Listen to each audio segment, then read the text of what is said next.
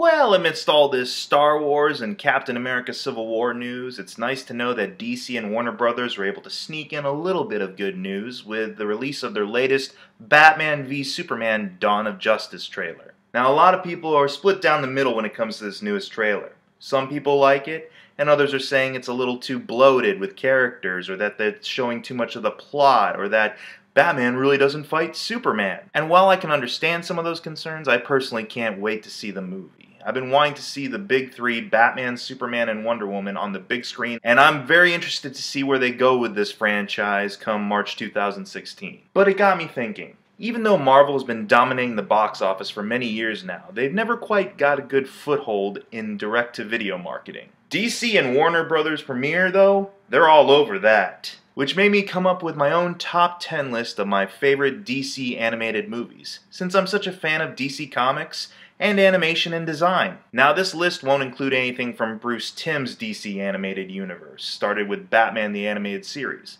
as I feel that that is totally deserving of its own top 10 list sometime down the line and is a masterpiece unto itself. Justice League War. It's not one of the smarter stories, nor is it witty or emotionally gripping, really, in any sense. But it does bring together the Justice League in a pretty fun action movie. It's essentially like an animated, shorter version of the Avengers movie, except with the Justice League. You got your core heroes coming together to fight as common evil, you got aliens invading from outer space, and you've got a big bad guy. And a hell of a lot of quips, some that work and some that don't. It's based off the New 52's relaunch of the Justice League by Geoff Johns and Jim Lee. But since I wasn't really that big a fan of that relaunch to begin with, I can't really fault the movie itself for imitating it. It's an adaptation and they'll do what they can to try and make the source material pop. Not necessarily great, but very entertaining in certain aspects, such as the animation and the action sequences. Justice League: The New Frontier. Again, it's very kind of cheesy and schmaltzy with its dialogue and characterization, but that's kind of the appeal, seeing as how this movie takes place during the golden era of the late 50s, early 60s, with a lot of sci-fi themes and Silver Age type characters coming out of the woodwork. The cast is very impressive, but it's such a big cast and they don't really spend a lot of time with characters so much in order to incorporate as many narratives as possible into this conflict. What I do really enjoy about it is how they've managed to animate and capture Darwyn Cooke's unique art style that he incorporated into his original book. Again, not one of the best ones, but definitely worth checking out. Justice League: Crisis on Two Earths. Now, originally this was supposed to be a movie that bridged the gap between the last season of Justice League and the premiere of Justice League Unlimited.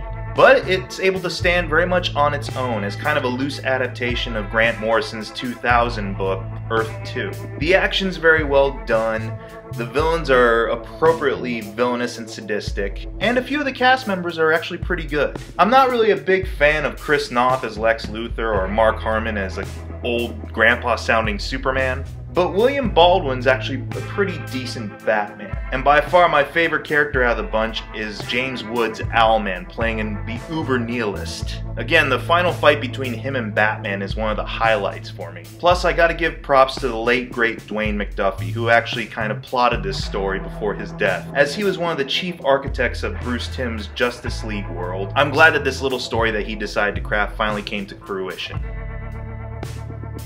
Batman Gotham Knight. Now, this is technically like 6 films combined into one, and they all follow a different narrative and have a different animation style. And even though it's nothing more than kind of a tie-in between Batman Begins and The Dark Knight, it's still really well done, and what draws me in the most for it is the animation. Written by a plethora of the best bat scribes in the Western Hemisphere, and sporting animation from the East, this is a great marriage of two cultures coming together to produce a very telling and very involved story about the Dark Knight. There is kind of an overarching plot, but you're able to appreciate the little vignettes for what they are. And though some of the designs might be a little out there, such as the Batman in Field Test, it's worth it just to check out what these Japanese animators and artists can do with our own American mythology.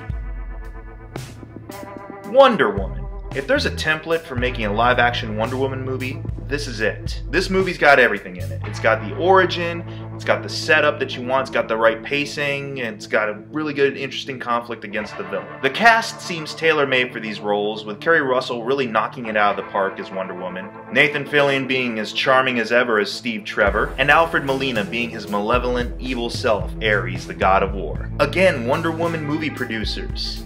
You've got the template right here, just put it to live action and run with it.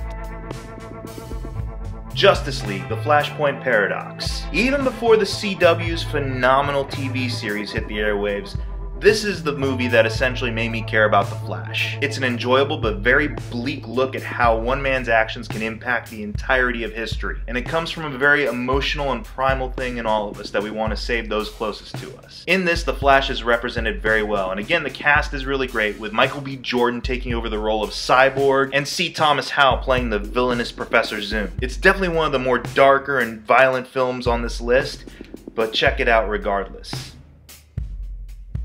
Batman, Assault on Arkham. With this story taking place in the Batman Arkham universe, you're definitely in for a more mature but fun ride. It plays like an even more exaggerated version of Ocean's 11, with the Suicide Squad or Task Force X basically taking on the roles of Danny Ocean and his crew. It is kind of just a simple heist movie with a lot of espionage, action, sex, and violence thrown in, but it is well done as Neil McDonough really anchors the entire production with his version of Deadshot. And who could forget Troy Baker's uncanny ability to capture the best unnerving moments of Mark Hamill's Joker in his performance. It's sick, it's fun, it's got its own sense of humor about it. Check out Assault on Arkham.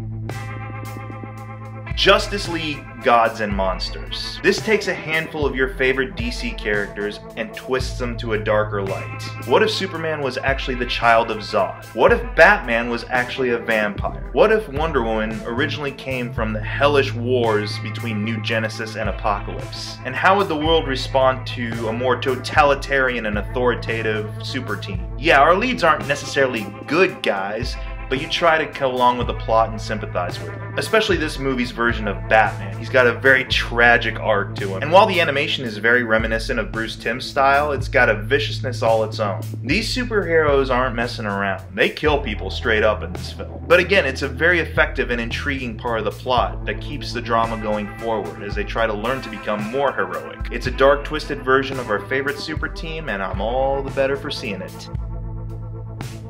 Batman, Under the Red Hood. Based off the storyline from about 2004-2005, Under the Red Hood plays more like a very dark crime film and really tries to understand the themes of revenge, crime in general, and responsibility for our own actions. For those who have read the original comic, it's no surprise as to who the Red Hood is, but I won't spoil it here. Just know that you get some very nice back and forth between Batman and this new deadlier vigilante in Gotham. And it provides one of the better successors to Mark Hamill and Troy Baker's version of the Joker, in John DiMaggio. Under the Red Hood, it's the gritty crime drama you never really knew you wanted. Batman, The Dark Knight Returns. This is about as faithful to an adaptation as you'll get with these movies. Originally distributed in 2 parts, but now available in a deluxe edition, The Dark Knight Returns is everything a Batman fan would want. It plays a lot like an 80s action thriller, which I feel is very appropriate given that it takes place in that time period. A lot of action, dialogue, and character moments stay really true to form in this adaptation. Peter Weller, aka RoboCop himself, plays a very, very convincing, aged Bruce Wayne. With stunning visuals ripped directly out of the comic book pages, this is a worthy companion piece to Frank Miller's ultimate Batman tale. So, those are my top 10 favorite DC animated movies. As of right now, there's still The Killing Joke coming down the ways. So like, subscribe, let me know in the comments what DC animated movie you want to see made. And do you agree or disagree with my list? Just let me know, I'm always curious to debate. Catch you guys next time.